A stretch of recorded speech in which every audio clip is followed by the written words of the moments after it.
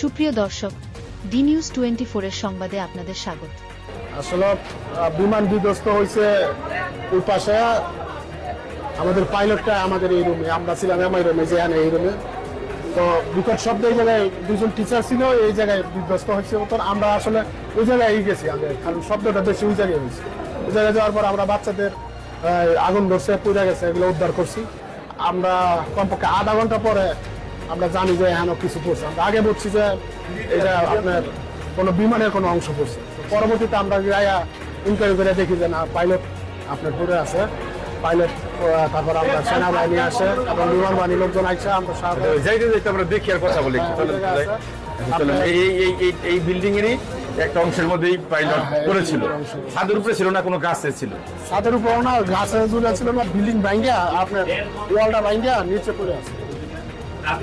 আপনার নিচে বন্ধ করা আছে। হ্যাঁ, মকবুল ভাই, আপনি প্রথমেই মানে কিভাবে প্যাইলটকে আবিষ্কার করলেন যে পাইলট এখানে আছে?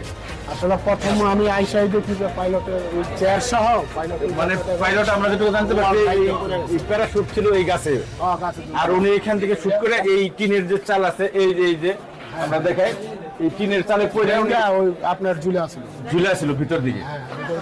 ছিল। তারপরে আমরা পাইলট দেখার সাথে সাথে আমি কোনো আপনার রেস্কিউ টিম ছিল, আমাদের বিমান বাহিনী এবং সেনাবাহিনীর লোকজন ছিল, ওনাদের সাথে নিয়ে আমরা এটা উদ্ধার করি। প্যারাশুট কাইটা, তার চেয়ার কাইটা ওনার বের করে নিয়ে আসেন। যখন আপনারা পাইলটকে উদ্ধার করলেন, পাইলট তখনও কি পাইলট জীবিত আছে? পাইলট আমরা উদ্ধার করে নিয়ে আমরা আমাদের মেডিকেলের ওই পাশে নিয়ে তারপরে প্রেশার পালস দেখি, প্রেশারে অল্প আছে কিন্তু পালস পাওয়া গেছে ওই সময়, জীবিত আছে। সাথে সাথে আপনার আমরা ট্রিটমেন্ট দিই না, আমরা সেনাবাহিনী হেলিকপ্টার করে নিয়ে চলে গেছি। জীবিত ছিল।